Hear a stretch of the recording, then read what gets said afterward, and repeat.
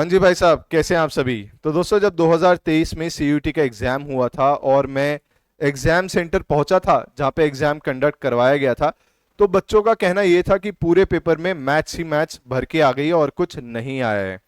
ठीक है, तो इसलिए मैंने सोचा कि आपको सच्चाई से रूबरू कराना बहुत ज़रूरी है कि हकीकत असलियत में थी क्या। और एक और बात आपको बताना चाहता हूँ कि हमारी कोचिंग में से जिन बच्चों का सिलेक्शन हुआ है, ऐसा नहीं था कि उनकी मैथ्स हमेशा से बहुत धमाकेदार थी, बहुत ही धांसू थी और इसलिए उनका पेपर निकल गया है।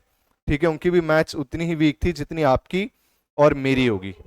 ठीक है, पर बात क्या थी? बात थी प्रैक्टिस की, बात थी कंसेप्ट्स को क्लियर करने की। और मैं आपको बताऊंगा कि ऐसा कहना कितना गलत है कि पेपर में पूरी की पूरी मैथ्स भरी हुई थी, क्योंकि ये एनालिसिस दिया है निखिल सर ने।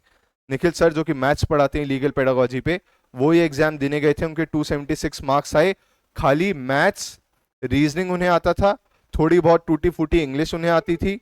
ठीक है, जीएस में उन्होंने तुक्के मारे और उसके बाद उनके 276 मार्क्स आ गए। वो बस ये देखने गए थे कि पेपर का पैटर्न इस साल कैसा रहने वाला है, और उन्होंने बताया क्वेश्चन बाय क्वेश्चन अपनी आंसर की में से देख के कि किस टॉपिक में से कितने सवाल आए और किस सब्जेक्ट में से कितने सवाल आए हैं।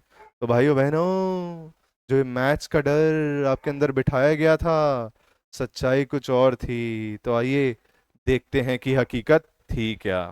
तो दोस्तों, हकीकत ये थी कि सबसे ज्यादा सवाल आए थे रीजनिंग में से, और रीजनिंग को ही लोगों ने मैथ्स बता दिया और बाकी लोगों की हवा टाइट कर दी। ठीक है, रीजनिंग में आए थे एक्चुअली में 28 क्वेश्चंस पूरे पेपर में, 100 में से 28 क्वेश्चन रीजनिंग में से थे।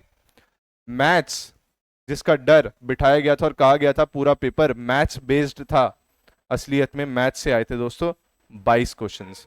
वहीं जीएस और करंट अफेयर, जिसकी किसी ने निकल के इतनी खास बात नहीं की, उसमें से भी आए थे कितने क्वेश्चन? 22 क्वेश्चन आए थे। ठीक है, उसके साथ ही साथ इंग्लिश से आए थे दोस्तों। इंग्लिश से कितने क्वेश्चन आए थे? 20 क्वेश्चन। और कंप्यूटर अवेयरनेस से कितने आए थे दोस्तों? कंप्यूटर से 8 क्वेश्चंस। ये था पूरे 100 नंबर का जो पेपर आया था, सॉरी, जो 100 क्वेश्चंस का पेपर आया था उसका पूरा एनालिसिस। रीजनिंग को लोगों ने मैथ्स बोल दिया, ये गलती उनसे हो गई। पर अगर वो रीजनिंग की अच्छे से प्रैक्टिस करके जाते तो मुझे लगता है परिस्थिति कुछ अलग होती उनके स्कोर कार्ड पे। जीएस और करंट अफेयर अगर बहुत ही सटीक तरीके से वो अटेम्प्ट करते तो भी स्थिति चेंज हो सकती थी। बेशक 22 में से मैथ्स के वो 12 क्वेश्चन भी अगर ठीक कर जाते और ये बाकी पोर्शन ठीक से कर जाते तो भी उनका सिलेक्शन आसानी से हो जाता इस साल।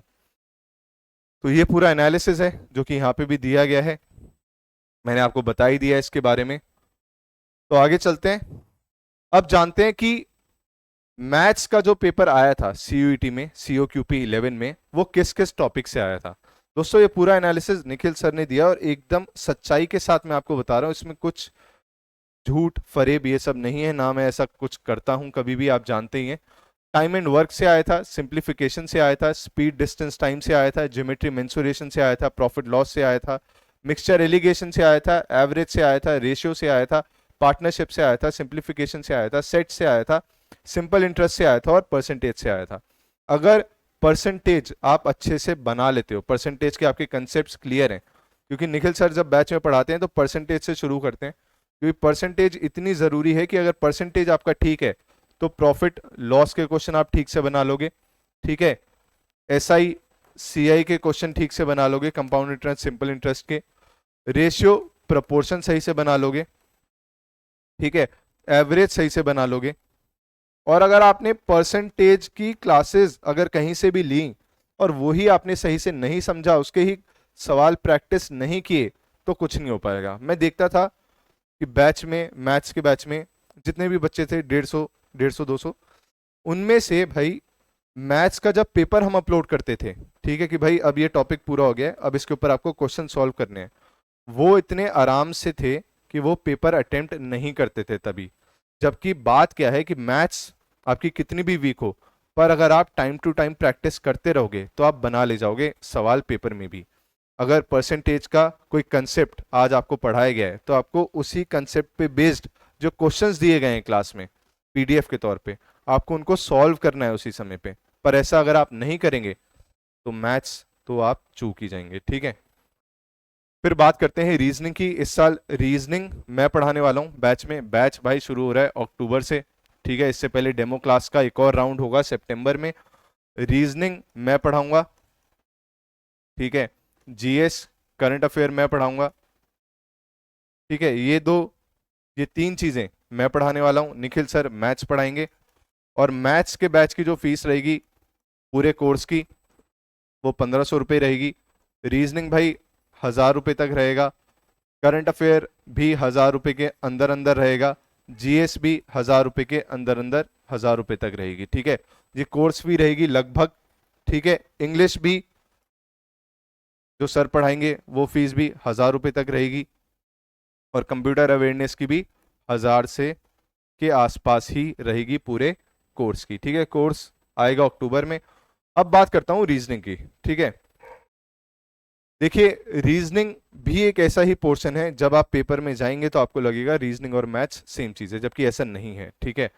रीजनिंग में आया था भाई coding, decoding, alphabetical series, number series, Venn diagram, sitting arrangement, analogy, direction test, clock, calendar, blood relation, Venn diagram, embedded figure, statement conclusion, missing number. इन सबसे सवाल पूछे गए थे। अगर ये टॉपिक्स आपने अच्छे से पढ़े होते, आप कहाँ से प्रैक्टिस कर सकते हो? RS अग्रवाल से प्रैक्टिस कर सकते हो, ठीक है। जब आपका कंसेप्ट क्लियर हो जाए वहां से आप प्रैक्टिस कर सकते हो काफ़ी ज़्यादा सवालों की। अगर आपके ये कंसेप्ट सारे क्लियर होते तो भाई मैथ्स में अगर आप थोड़ा बहुत चूकते भी, मैंने बताया 12-13 भी अगर ठीक बनाते तो आप पेपर निकाल जाते, पर ऐसा हुआ नहीं। पर अभी मौका है। अब 2024 की जब आप तैयारी करें तो अच्छे से तैयारी करिए। इस हौवे से मत डरिए कि मैथ्स मैथ्स मैथ्स आता है तो ही पेपर निकलेगा, बिल्कुल भी ऐसा नहीं है। मैथ्स थोड़ा बहुत भी आता है और बाकी टॉपिक्स आपको बहुत अच्छे से आते हैं, बाकी सब्जेक्ट्स बहुत अच्छे से आते हैं, तो आसानी से पेपर निकाला जा सकता है। जिन बच्चों का सिलेक्शन हुआ है उनका इंटरव्यू डालूंगा, उनके इंटरव्यू से भी आपको बहुत सारी बातें क्लियर होंगी। अब भाई आप लोगों को कसम है उस बचपन की पड़ोसन की जिससे आप मोहब्बत करते थे, ठीक है। जिन आंटी से आप मोहब्बत करते थे जब आप छोटे होते थे, पड़ोस वाली, कि आपको ये वीडियो ज़्यादा से ज़्यादा लोगों तक पहुंचानी है, और वीडियो को लाइक ज़रूर करके जाना है अगर आपको कंटेंट पसंद आया। Thank you so much. Her her Mahadev, Radhe Radhe.